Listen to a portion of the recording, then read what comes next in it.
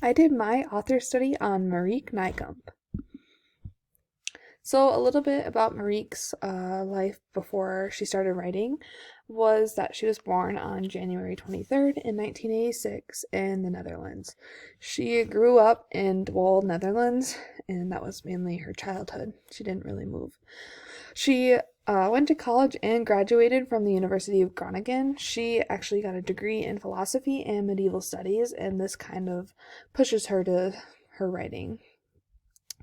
The book, The Letter for the King, is the book that inspired her to start writing in the first place.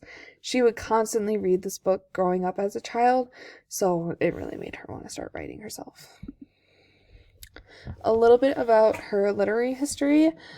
She is the founder of Diversive YA, contributor to Young Adult Misfits, and is an executive member of Weenie Diverse Books. So because of these three different aspects and things she's involved in, she is obviously stands for diversity and wanting these diverse books in our libraries. She really cares about knowing the diverse communities that we have and understanding them all instead of reading about one different culture.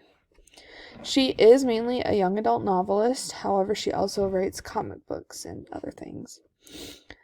She writes very intense stories, so every time that she starts a new book, she makes sure that she has deep research about each subject and each book that she goes into. She developed and put out her first book, This Is Where It Ends, in 2016. So talking about This Is Where It Ends, this is a book about a school shooting. They meet and these students meet in the auditorium to start a new semester, and the students get up to leave for their next class, but the doors do not open.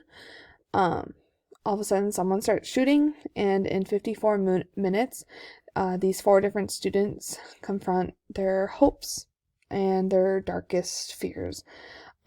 They come face to face with the boy with the gun, and they share with each other more than they would have ever thought. I actually did read this book myself, and the intensity that you get throughout this book is crazy. It makes you constantly want to keep reading, because you never really, like, I personally obviously have never been in a school shooting, so reading about it and hearing different things that go on was very intense, and it was a good learning experience for me. But some strategies and activities that we can use in a class is we could talk as a class about the importance of this event if it were to ever occur, and the importance of why we do our different lockdown drills, and why we need to make sure that we are understanding how to do them, because this is a reality and this can happen. So it's very important to talk about this in class. We can identify the main idea and theme about the book and why the author may have written it, and we can make a timeline of the book and the different times that something was happening throughout this school shooting. The next book that I chose from Marieke was Goosebumps: Secrets of the Swamp. 12-year-old Blank is shipped away to stay with her weird aunt in Fever Swamp for the summer. She is ready to just have a summer filled with video games, and other than that, practically nothing. But instead, she gets into a war with these wolf hunters and these werewolves. And something about her that is very interesting is she has a prosthetic hand. So she never lets this prosthetic hand stop her from anything that she can or can't do, even though she may have all these things against her. She uses her gaming skills throughout the story to escape this scary event. Some strategies and activities that we could do in class about this book is lit circles, like how we did for Charlotte's Web. I think the different roles would show the different sides and the way we could truly see the book. We could discuss about how she has this prosthetic hand and how she never lets it stop her. And you could also use the different worksheets to discuss point of view from Blake, the aunt, and these wolf hunters and werewolves. The next book from Marieke that I chose was Before I Let Go.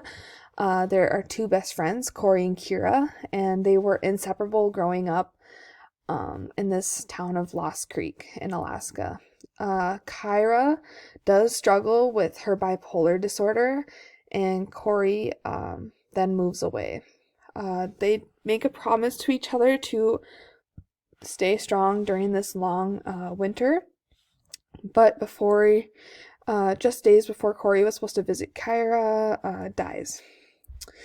Corey is obviously devastated, and the entire community kind of just brushed it off and said that her death was meant to be. Corey investigates, and there's just more secrets that go underlying because of this. So this book obviously talks very intensely about mental health and depression and suicide. So this is a very intense book again. So this would be for maybe more older readers, and talking about the importance of mental health and why we need to understand that it is important to talk about in this generation. We could have, for some strategies and activities, you could have activities where you try to have other mental illnesses. Like you could try to pretend that you have anxiety and how that affects your day compared to not having anxiety, and why these are important to recognize when you have them. We could talk more in depth about these mystery novels. We could have different mystery activities because I find mystery very interesting. And we could talk about how the character changes throughout the story and why, and how the community may change throughout the story. So from Before I Let Go is one of my favorite quotes by Marieke. It's, "But I want my life to have meaning because I give it meaning, not because someone else says that it does. I want my life to mean something because I create, because I love, because I make the world a better place." I believe that this quote says a lot about Marieke and what she stands for.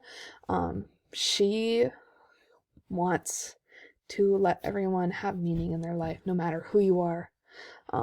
And I really love that quote from her. So the next book that I chose from her was At the End of Everything. This is about these delinquent teenagers who have been sentenced there, and the guards all of a sudden start acting strange around these, and when they finally try to make a break from this facility, they encounter soldiers around the gates.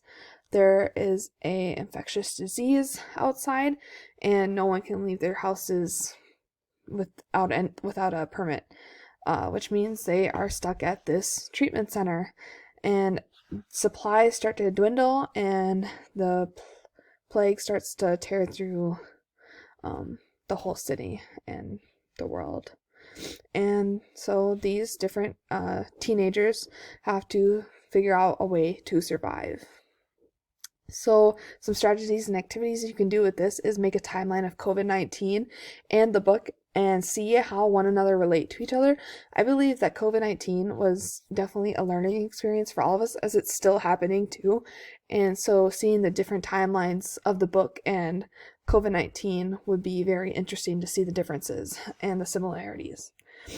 We could learn how to make survival kits in case of emergency, so that everyone knows that they have a survival kit and what you need if you ever need something in emergency. And I think that's something that's important, is making sure that these kids, just because they were in a facility, make sure that they are cared for and how everyone deserves to be cared for. The last book that I chose was Even If We Break. These friends take a trip to a cabin, and it's supposed to be like a one last getaway before they take their separate ways. But they're all dealing with demons and secrets, and as they start to play this game together, they didn't know how well it would bring them together and how there's deadly consequences. Someone knows all their secrets, someone wants to make them pay, and soon it's a race against time before everyone passes away for forever. It's a very deep book. So some strategies and activities. I don't know if I would necessarily have this in my classroom just because it is pretty deep. But we could discuss the importance of keeping secrets and whether keeping them is a good idea or not. And obviously this is for more older readers, we could do lit circles explaining, like, once again, what we did in Charlotte's Web, explaining what is happening throughout their books. And we could explain the different writing styles throughout this book because I find it very interesting. So response and reaction. Marieke obviously likes to tackle very intense subjects.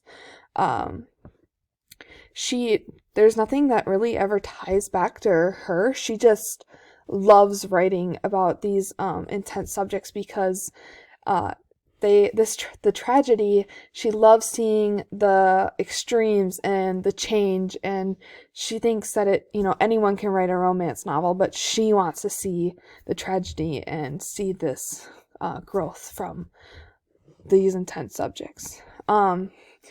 I wanted to tackle on Unbroken because she is an editor for this anthology, and this anthology focuses on disabled teens, and it's actually written by disabled authors. So another thing that she stands for, obviously, is people with disabilities. So she's very open and willing to help anyone and everyone be known throughout the world. And that's it. That is Marieke Nijkamp and the 5 books that I chose for her.